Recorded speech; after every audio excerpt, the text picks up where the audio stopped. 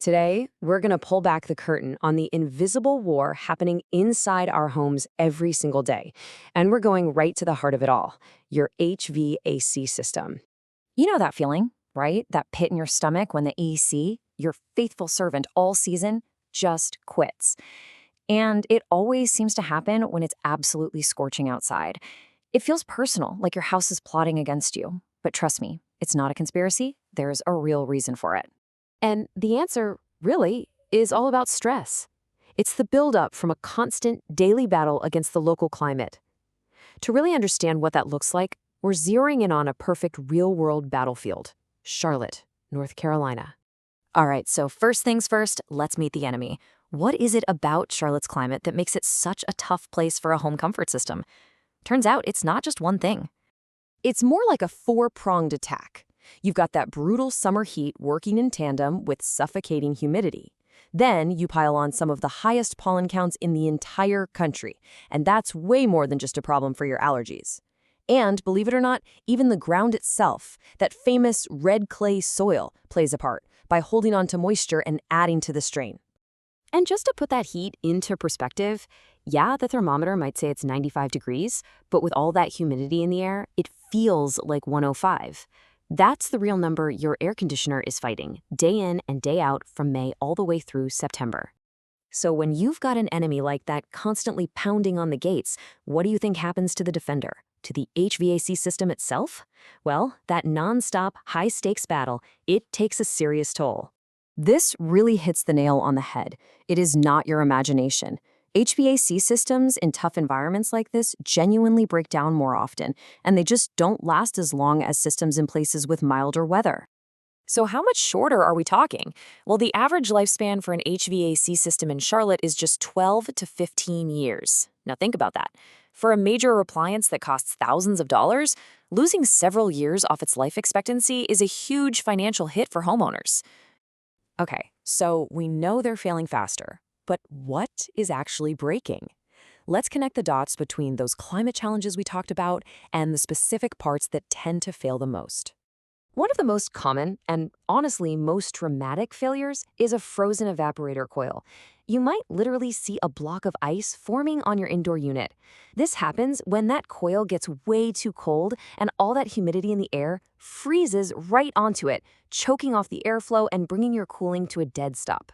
And what's the main culprit here? You guessed it. Remember that pollen we mentioned?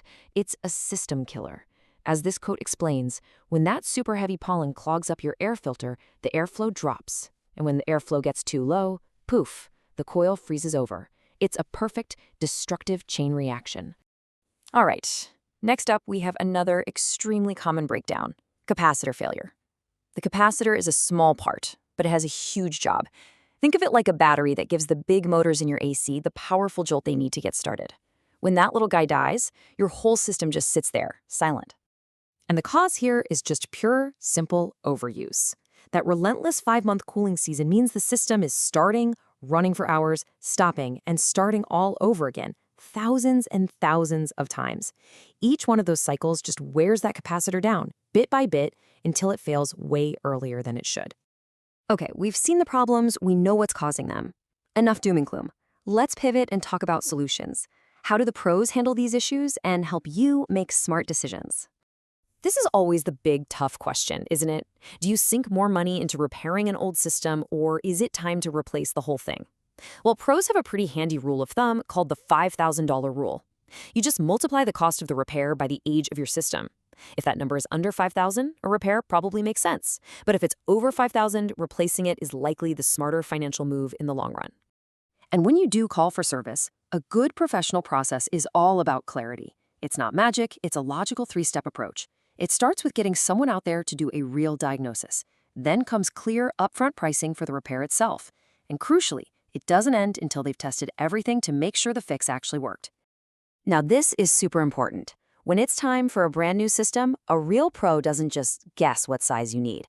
They use a scientific process called a manual J load calculation. It's not just about square feet. It analyzes everything, your insulation, your windows, and even Charlotte's specific climate data to size your new unit perfectly for your home. So we've gone deep on this case study. But what does this all mean for you? Whether you live in Charlotte or somewhere completely different, what are the practical things you can actually do? First up, a huge pro tip. Timing is everything. This chart makes it crystal clear. If you think you might need a new system, be strategic. Plan for it during the off-season. That's fall and spring. Contractors have more availability, and you'll find the best pricing and rebates. Waiting for your system to die in the middle of July is always the most expensive way to go. All right, let's boil this all down. The most important things to remember are your local climate is in charge. You have to know its biggest threats, like pollen and humidity. Know how old your system is and keep that $5,000 rule in your back pocket. Be smart and plan big replacements for the off-season. And last but not least, never, ever underestimate the power of a clean air filter. It is your absolute #1 line of defense. And that brings us to a final thought. We've used Charlotte to see how a combination of heat, humidity, and pollen can put a home under siege. So take a second and think about where you live. What's the biggest climate challenge your home is fighting right now?